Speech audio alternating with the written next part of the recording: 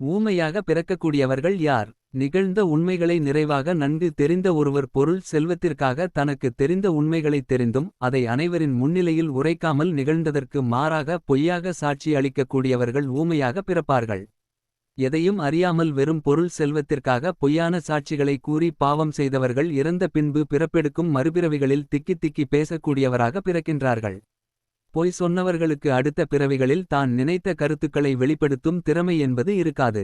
படித்தவராக அல்லது கல்வி கற்றவராக இருந்தாலும் சபையில் ஏறிய பின்பு வார்த்தைகள் பேசுவது என்பது அவரால் முடியாத ஒன்றாக இருக்கும். மனிதர்களின் வாழ்க்கையில் புதியதொரு மாற்றம் என்பது திருமண வாழ்க்கை ஆகும். அந்த திருமண வாழ்க்கை ஆரம்பிக்கும் முன்பே பலவிதமான பொய்களை கூறி அந்த வாழ்க்கையை எவர் ஆரம்பிக்கின்றார்களோ அவர்கள் அனைவரும் அடுத்தடுத்த பிறப்புகளில் ஊமையாக பிறப்பார்கள். எந்தவொரு இனமும் தன்னுடைய இனத்தை அழித்து அதில் சுகம் காண்பதில்லை. மாறாக மனிதர்கள் பொருள் செல்வத்திற்காக தன்னை போன்ற சக மனிதர்களையும் கொன்று அதனால் பூமியில் சுகமாக வாழ்ந்து கொண்டு இருக்கின்றார்கள். ஆனால் செய்த பாவத்தின் விளைவினால் உருவாகக்கூடிய பிறப்புகளின் விளைவு என்பது அவர்கள் எண்ண முடியாத அளவில் மிகவும் கொடூரமானதாக இருக்கும். முற்பிறவிகளில் கொலை செய்தவன் செய்த செயலின் விளைவாக அடுத்த பிறவியில் மற்றவர்கள் பார்க்க முடியாத அளவில் உடல் அங்கஹீன குறைபாடுகளுடனும் குஷ்டரோகத்துடனும் எவருடைய முகத்திற்கும் தெரியாமல் வாழ வேண்டிய சூழ்நிலையில் பிறப்பார்கள். தனக்கு ஏன் இந்த பிறப்பு நிலை என்று வருந்தும் அளவில் அவர்களுக்கு பிறப்பு அமைந்திருக்கும். மற்ற பிறவிகளை காட்டிலும் பகுத்தறிந்து தனது கருத்துக்களை வெளிப்படுத்துவதில் நன்முறையில் இருக்கக்கூடிய பிறவி என்பது மானுட பிறவி ஆகும்.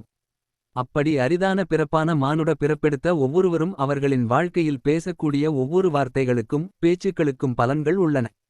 நாம் உரைக்கும் ஒரு சிறு பொய் யார் மனதையும் புண்படுத்தவோ கஷ்டப்படுத்தவோ கூடாது என்பதில் கவனமாக இருத்தல் வேண்டும்.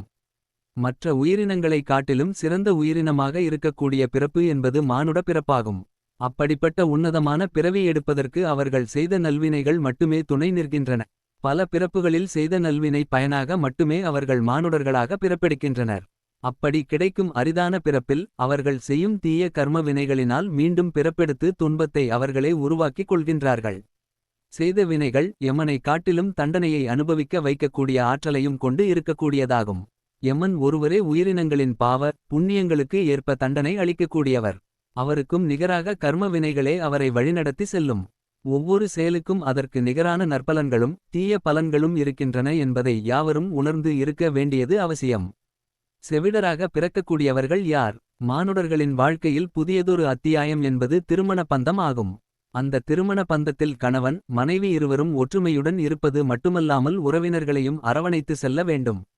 அவ்விதம் வாழும் பொழுது கணவன் தன் மனைவியின் பேச்சை கேட்டுக்கொண்டு தன்னுடைய பெற்றோர்களை கவனிக்காமல் இருப்பவர்கள் அல்லது கணவனின் பேச்சை கேட்டுக்கொண்டு மனைவியானவள் அவர்களின் பெற்றோர்களை கவனிக்காமல் இருப்பவர்கள் புறக்கணிப்பவர்கள் மட்டுமல்லாமல் திருமணத்திற்கு பின்பு எவ்விதமான பணிகளுக்கும் செல்லாமல் மனைவியின் உழைப்பிலேயோ அல்லது மனைவியின் குடும்பத்திலேயோ தங்கியிருந்து இன்பங்களை யார் அனுபவிக்கின்றார்களோ அவர்களே அடுத்தடுத்த பிறப்புகளில் செவிடனாக பிறப்பார்கள். திறமை இருக்கக்கூடிய கணவர்களை திறமையை வெளிப்படுத்தாமல் அடக்கி வைத்து அவர்களின் எண்ணங்களையும் செயல்பாடுகளையும் தவறான வகையில் வெளிப்படுத்தக்கூடிய மற்றும் கணவனை ஆட்டிப்படைத்து கொண்டிருக்கக்கூடிய பாவைகளும் செவிடர்களாக பிறப்பார்கள்.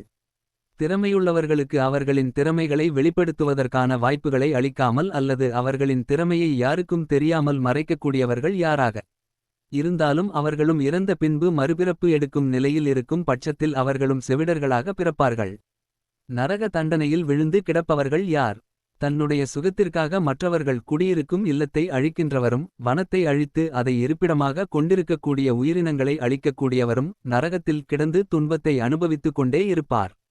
தன்னுடைய தேவைக்காக மற்றவர்கள் வாழ்ந்து கொண்டிருக்கக்கூடிய வீடுகளிலும் அல்லது பொருள் இல்லாதவர்கள் தங்கியிருக்கக்கூடிய மடங்களிலும் சிந்தித்து செயல்பட முடியாத உயிரினங்கள் இருப்பிடமாக கொண்டிருக்கக்கூடிய வனங்களை அழிப்பதற்காக தீயை வைக்கக்கூடியவர்களும் நரகத்தில் பல விதமான தண்டனைகளையும் இன்னல்களையும் அனுபவித்து பின்பு அவர் செய்த பாவங்கள் குறையாத பட்சத்தில் மீண்டும் பிறப்பெடுக்க வேண்டிய நிலையில் இருந்தால் அவர் நெருப்பு கோழியாக பிறப்பெடுத்து தனது கர்மாவினை குறைத்துக் கொள்வர். கல்வி கற்க முடியாதவர்கள் யார்? சுற்றித் திரியும் விலங்குகளில் இருந்து சிறந்து விளங்கும் தன்மையை உருவாக்கக்கூடிய பக்குவத்தை கல்வியிலிருந்து மானுடர்கள் கிடைக்கப் பெறுகின்றார்கள். ஆகவே கல்வியை போதிக்கக்கூடிய குருவினை நன்கு மதிப்புடனும் மரியாதையுடனும் நடத்துதல் மிகவும் முக்கியமானதாகும்.